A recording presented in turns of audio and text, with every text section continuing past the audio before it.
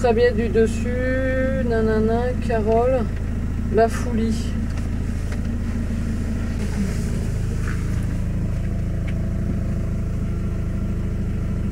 Cette carte, si jamais on veut faire, en plus de faire nos relevés, si jamais on veut faire 1, 2, 3, ces 3 patates là. Et après il manque aussi celle-là. C'est le virage qui traverse le ruisseau. Ouais, on l'a traversé déjà. Il est là, du coup... Donc c'est là. Ici. Donc on peut monter là, dans la pente, faire un relevé de la zone humide. Et après l'idée c'était de monter au col de la Pourtanelle. Et c'est par là qu'il y a de la calune dans cette grande patate là. Celle-là vous l'avez faite avec Jeanne, donc j'ai pas la description là, mais voilà. Et celle-là moi je l'ai faite avant-hier, cette grande là. D'accord. Et c'est de la calune sur une pelouse mésophile. Alors ça veut dire que c'est une pelouse mésophile, c'est une pelouse de... Mésophile, ça veut dire qu'aime les températures moyennes, ni trop chaud, ni trop froid, voilà. Et c'est plutôt en général des pelouses assez riches, assez diversifiées, où il y a différentes graminées et des légumineuses, enfin on verra tout à l'heure. Et la calune, c'est un ligne bas, c'est une bruyère en fait qui recouvre le sol quand justement il n'y a pas beaucoup de pâturage et de pression par les animaux. Et souvent ça recouvre justement les fourragères. On commence par les relever et après si on a le temps on fera les patates en descendant, les 3-4 qui manquent. On prend ta tablette. J'ai des stylos. Ouais. Ah il faut prendre, ouais voilà ça. L'objet des relevés c'est d'avoir une référence un petit peu de valeur pastorale, ça veut dire de quantité de fourrage à pâturer sur un milieu un peu type de cette estive. Donc là aujourd'hui on va essayer d'aller voir une partie un peu humide et une pelouse qui est en train de se faire recouvrir par la calune, avec l'idée de justement avoir une évaluation de ce que ça vaut en termes pastoral pour ensuite la comparer à d'autres pelouses qu'on va trouver sur la même estive.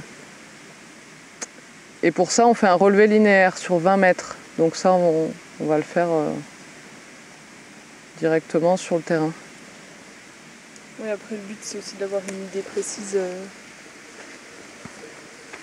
Oui, c'est aussi d'avoir une idée de la végétation qui existe, des points précis sur une estive, donc sur toutes les estives on fait des relevés.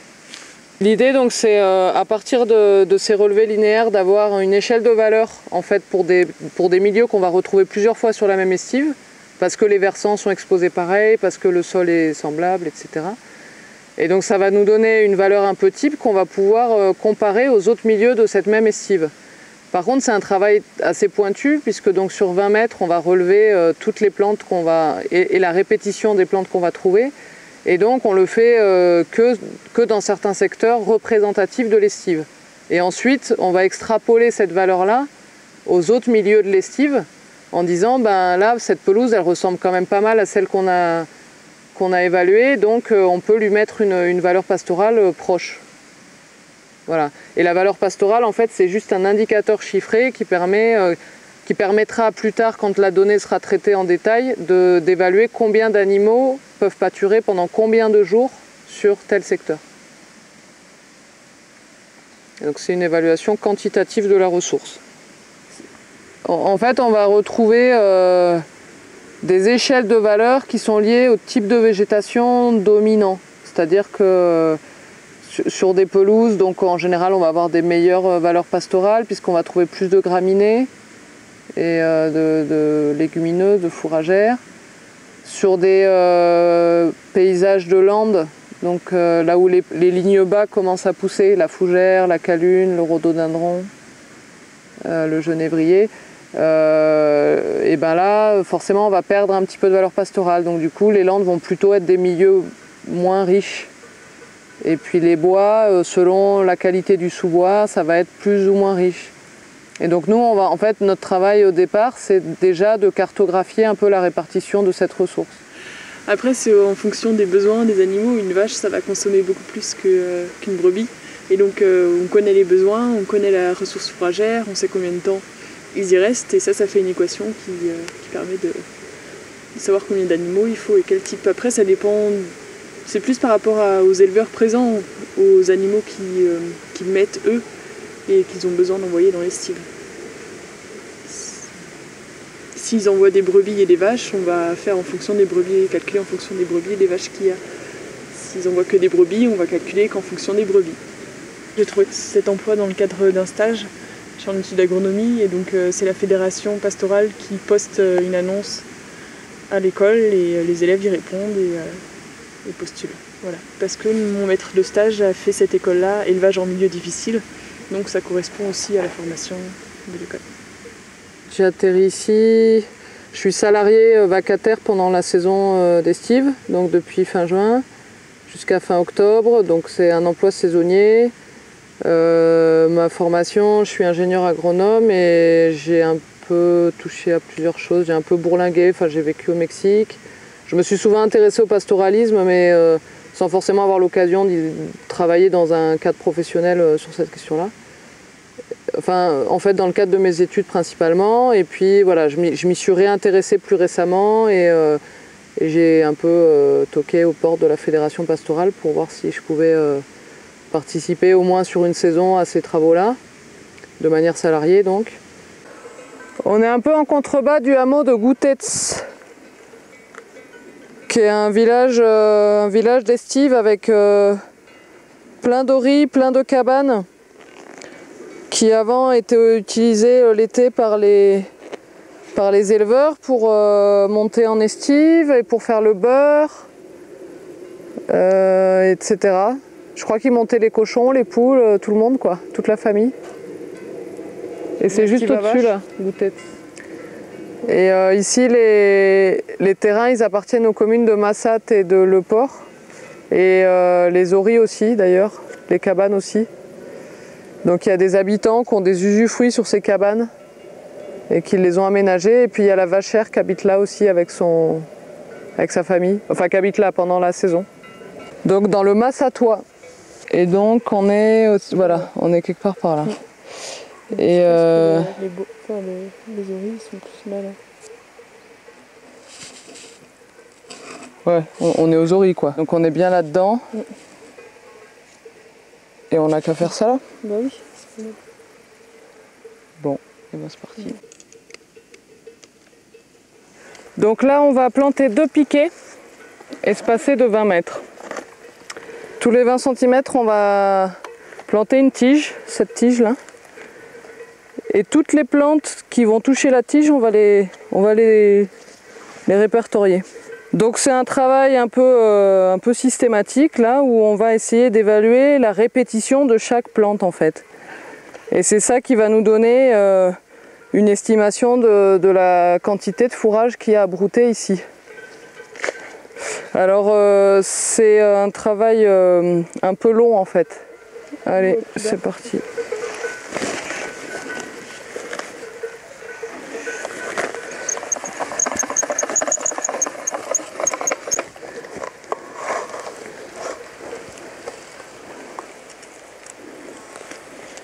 Tu veux noter ou... Ça m'est égal, comme tu veux. Bon, de toute façon, on va se relier, mais...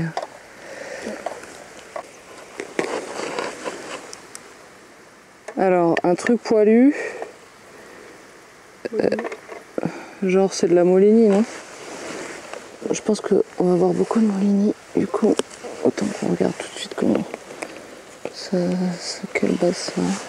La calune. Et alors ça... Je pense que c'est une fuite du projet. Après, je crois que c'est tout.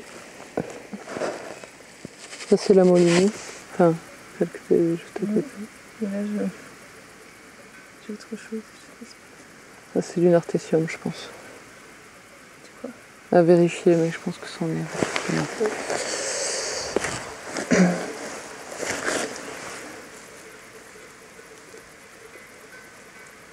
Il a pas des feuilles, lui.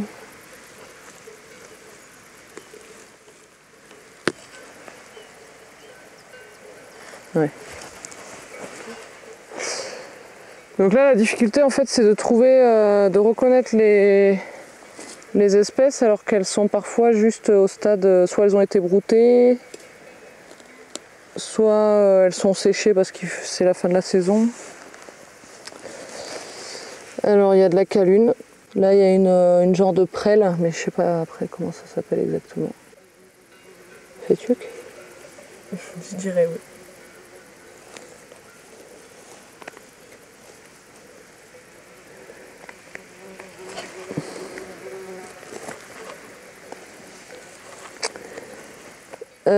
Calune, donc on est à la 3e mesure là.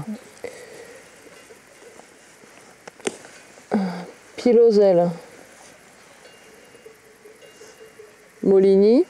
Alors, Fétuc. Speigne. Et donc là, il y a les traces de ski. Ça, du coup, ce serait une Siglingie. Et autour de la nervure principale, il y a deux traces. Et en fait, quand on regarde au soleil, c'est un peu plus transparent. Et ça fait comme des traces de ski. Ski de fond ou ski de piste, c'est du ski parallèle. Voilà. Je sais pas, c'est étonnant cette histoire, c'est dans le vocable des graminées pastorales. De la fleur du sémagreffe, oui. C'est comme ça qu'ils l'appellent. Mais moi, depuis le début, ça m'a étonné ce truc. Mais non, mais ça fait vraiment ça fait 2 traces de ski de fond comme. Ouais, mais ça fait comme c'est un critère très montagnard, quoi, de dire ça. Enfin, c'est rigolo, quoi. Oui. Je suis pas sûre que sur d'autres graminées dans les plaines, ils parlent de traces de ski, quoi. Oui. Mais bon, c'est comme ça. Molini. Donc là, il y a Molini. Je pense que c'est du nard, du coup. Ça fait une petite touffe. Voilà. Oui. Il y a la piloselle et potentille. C'est quoi du coup là?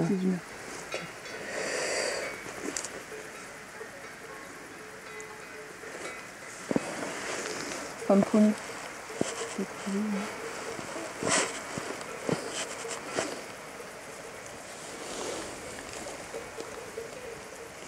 Alors jonc, ça c'est des carrés. Nartessium, ça, non? Et si c'est aplati, c'est nartessium.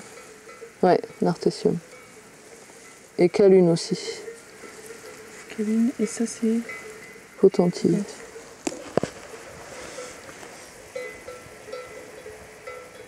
Poil et traces de ski. Donc Siglingie. Carex et nartessium.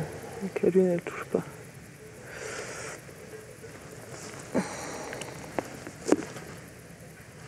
Calune. Elle est aussi poilue que ça, la flouve? Des fois, elle est bien poilue, ouais. Mais pas autant que ça, mais ça pourrait être ça. Et elle a des traces de ski, non? Non.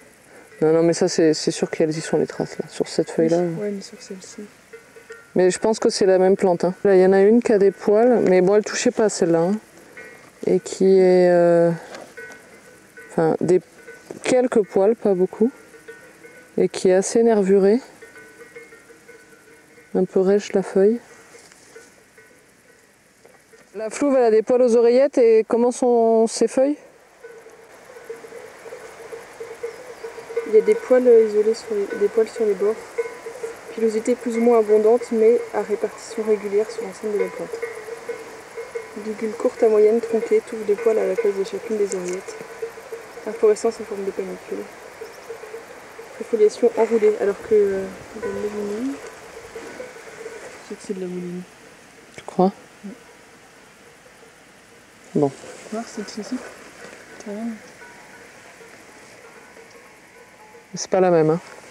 Au début, souvent, on a un peu du mal à rétablir bien les différentes espèces. Après, elles se répètent, quoi. Mais bon, oui, il peut y en avoir jusqu'à 20, 30, quoi.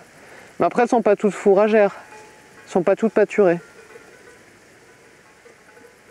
Mais le nombre d'espèces, c'est aussi un indicateur de la richesse du milieu. Je suppose que l'odorat et le goût induisent le broutement de l'animal. En fait, j'en sais trop rien. Mais par contre, il y a aussi la texture. C'est-à-dire qu'il y a des plantes très très rêches qui sont difficiles à pâturer. Donc en général, les animaux, ils préfèrent quand même ce qui est un peu souple, un peu mou, tendre quoi. Mais effectivement, à la suite de ce relevé là, linéaire, il y a pour chaque espèce, celles qui sont fourragères, celles qui sont pâturées, en fait, il y a une valeur qui a été étudiée un peu en détail, etc., qui correspond à l'appétence de la plante, enfin qui correspond, oui, à sa valeur fourragère, au fait qu'elle soit à la fois attractive et qu'elle nourrisse l'animal. Et cette valeur-là, elle va de 1 à 5. Et c'est à partir de ces valeurs-là qu'on peut établir d'une manière plus générale sur un milieu particulier une échelle de valeur pastorale. Fougère et Nartessium.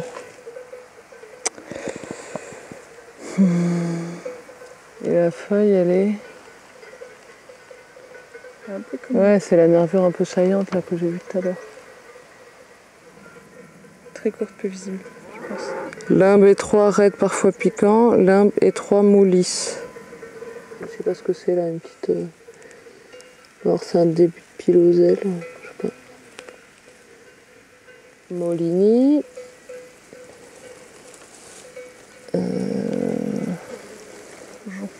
Jean. Carex. Calune.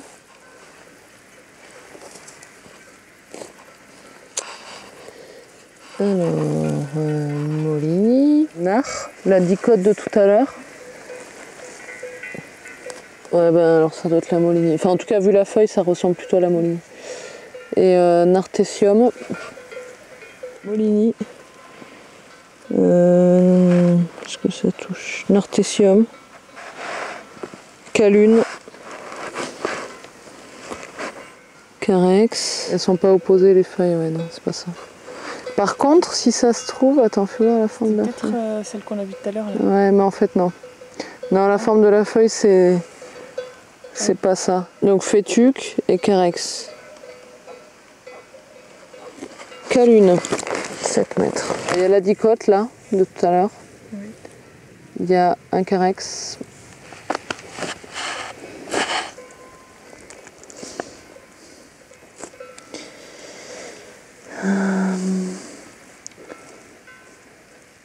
Nartessium, piloselle,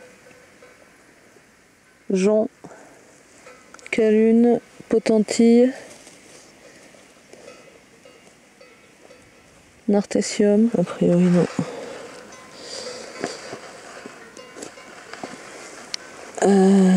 Nartessium, calune.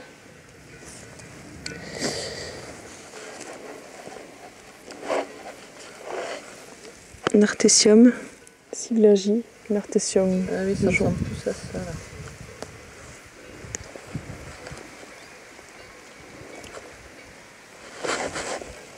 Jonc, Nartessium, dicote.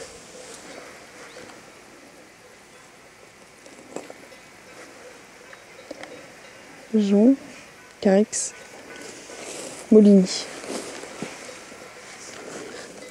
Et... ah oui, non, c'était du jonc.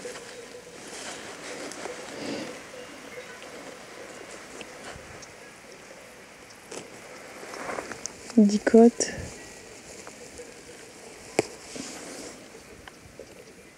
Nartessium.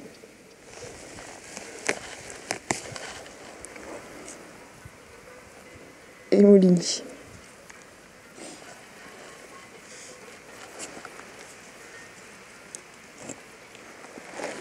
Jonc, Nartessium.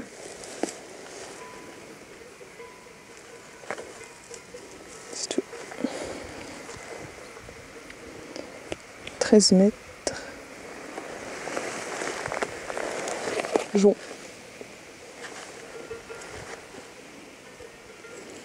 Jonc. Et Nartessium.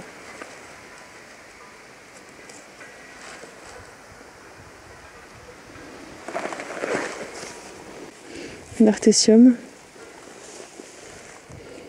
14 mètres. Jonc, Nartessium, calune. Et c'est tout.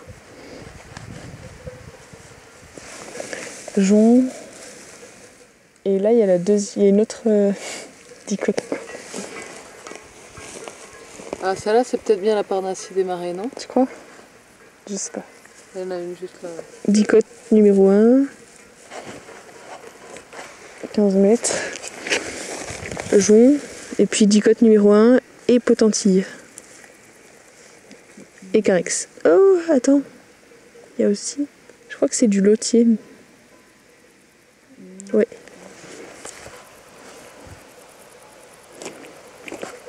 Carex. 16 mètres. Carex. Potentille. Piloselle. Nartessium. Et Molini. Oh. J'ai mis la main dans une fourmilière. Et Carex. Et dicotylédone du début. Numéro 1. Calune, Nartessium. C'est tout. Jonc, dicote numéro 1. Jonc, Carex, Molini. Et c'est tout. 19 mètres. Jonc, Nartessium. Tout. Ok. Enfin.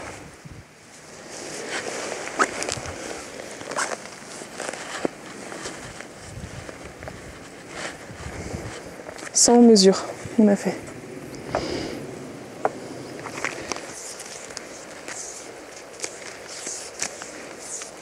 On a une photographie aérienne de l'estive et sur ordinateur, on découpe des unités de végétation dessus sous forme de polygones.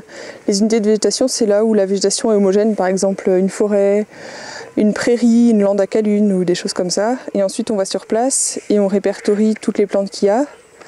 On donne une valeur pastorale et via cette valeur pastorale et la surface qu'on a sur les polygones, ça nous permet d'obtenir la ressource fourragère.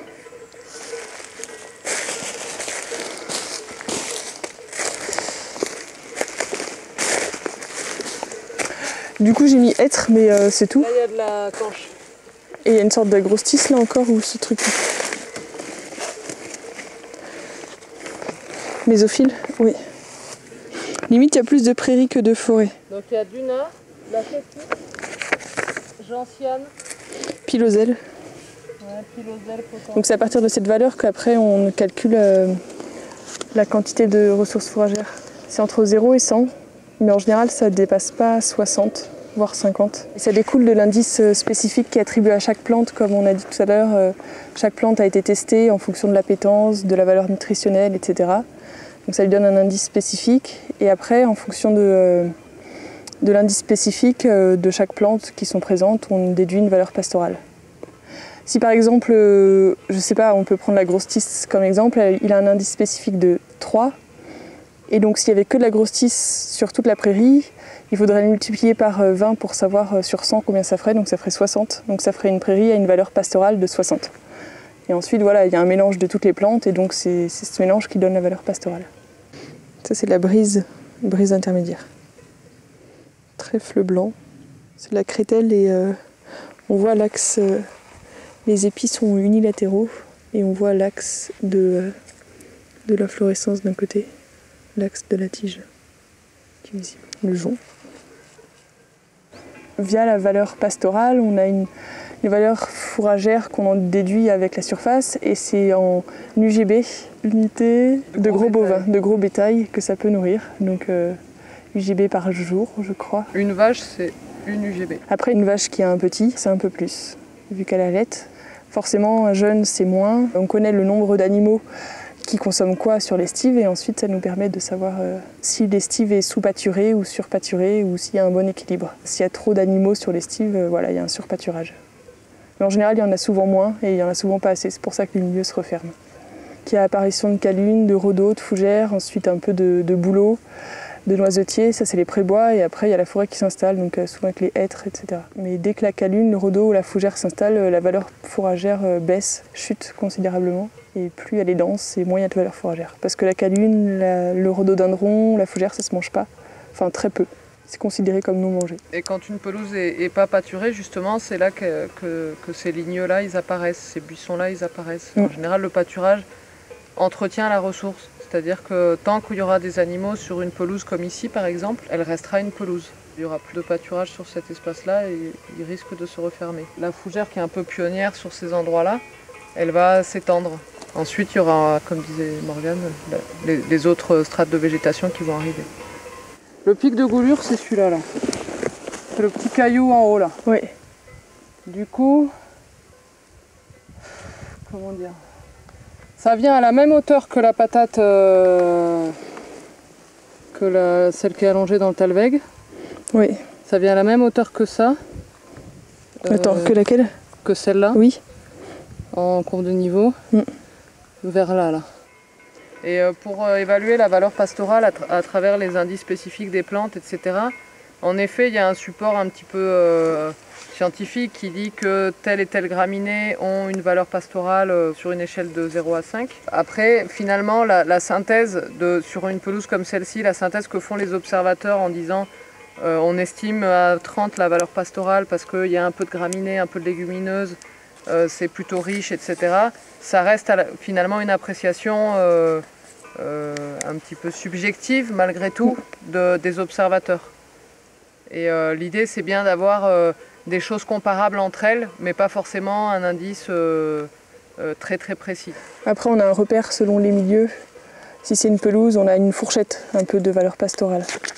Selon les milieux concernés, et du coup on peut s'appuyer dessus pour donner les valeurs. Et finalement tout l'intérêt de cartographier ces espaces-là et de situer en fait les endroits où il y a de la ressource, les endroits où la ressource se perd, les endroits où il n'y a pas de ressources, c'est aussi au-delà à l'échelle de l'estive mettre un nombre d'animaux cohérent, c'est aussi une manière, un outil pour mieux utiliser l'estive dans ses recoins, dans ses quartiers, dans ses parcours. C'est aussi l'idée, c'est éventuellement, il y a des animaux qui n'ont pas dans leurs habitudes de parcours, ils n'ont pas l'habitude d'aller dans tel secteur, mais en fait, il se trouve qu'il y a des choses à pâturer là-bas et que peut-être dans le circuit du troupeau, ça peut être envisagé à un moment donné d'y aller. Et donc du coup, il y a vraiment après une réflexion un petit peu plus large sur au-delà des polygones, de la cartographie, de la photo aérienne, il y a la vision d'ensemble. Et il y a aussi par où on peut passer, les accès, enfin, etc. Il y a le travail du berger et du vacher, combien de temps il faut marcher pour accompagner ces animaux là où ils ne vont pas naturellement. Enfin, voilà. Donc c'est vraiment une facette du diagnostic, en fait, la cartographie. Et nous, en ce moment, voilà, pendant l'été, pendant la période d'estive, on concentre ce travail-là sur le terrain, d'aller voir d'après notre photo, une après l'autre, des patates, des polygones qu'on a repérés, d'aller les décrire de manière systématique, mais après il faudra un petit peu analyser cette donnée, quoi. C'est pas suffisant. Calune, Gaillet et Flouve odorante. Celle-ci, elle est poilue à la base, et puis elle sent super fort au niveau de la racine, donc c'est une Flouve odorante. Ça, on voit que la tige est un peu triangulaire quand on fait ça. Les feuilles sont insérées par 3, du coup c'est un carex. La fétuque rouge. Et il ne faut pas la confondre avec le nard, parce que le nard, quand on passe à rebrousse-poil, il râpe, et pas la fétuque, elle est toute lisse. Fétuque rouge. Ah, lotier. Lotier, c'est une légumineuse qui fait des fleurs jaunes. Et là, on reconnaît ces petites feuilles par 3 un peu. Nard. Le nard, ça fait un peigne au niveau de l'épi, on le reconnaît comme ça. Et ensuite, là, on sent que ça râpe, la feuille. Il pique, donc il est brouté en début de saison, mais à la fin de la saison, ça leur pique le museau et donc il est plus mangé. Ensuite, 9,60 m, calune, myrtille, gaillet et potentille. Ça, c'est un gaillet. En fait, les feuilles, elles sont insérées par 4, c'est des verticides de 4. La potentille. Mais le gaillet et la potentille, ça se mange pas, c'est juste qu'elles sont là. Ouais, les potentilles, on les reconnaît à la feuille un peu. Ça fait des petites fleurs jaunes aussi. Après, il y a aussi toute la communication envers les éleveurs. Ça permet d'avoir vraiment un appui scientifique et puis de leur dire voilà, on peut mettre plus d'animaux, on pourra en mettre moins. Ensuite, au niveau des administrations, il peut y avoir des mesures agro-environnementales qui peuvent déboucher là-dessus. Donc pour avoir une gestion cohérente de l'estive avec suffisamment d'animaux pour ne pas que les milieux se referment, etc. Et donc là, c'est des contrats qui sont signés avec les éleveurs de 5 ans à peu près, où ils s'engagent à respecter le cahier des charges qui a été établi et en échange, ils ont une rémunération. Donc ça permet vraiment d'avoir un appui pour ce genre de mesures. C'est aussi l'occasion de rencontrer tous les acteurs et essayer de voir avec eux ce qui va et ce qui ne va pas, et peut-être souvent de les rassembler, de les faire discuter. Parce que par exemple, sur une estive, il y avait une station de ski. Et donc là, il y a peu de communication entre les bergers, entre les utilisateurs de la station. Il y a la commune qui vient là-dessus faire tampon et qui... donc les éleveurs subissaient pas mal les travaux de la station. Et donc là, c'est l'occasion de rassembler tout le monde et d'essayer de faire un travail commun pour que les choses se passent mieux.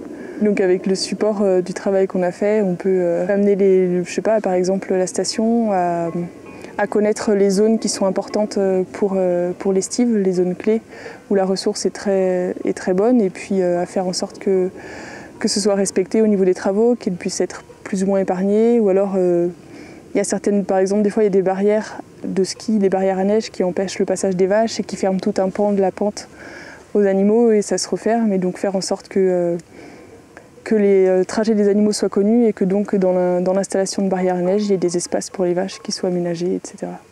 Enfin, c'est ce genre de petites choses qui permettent une bonne cohabitation.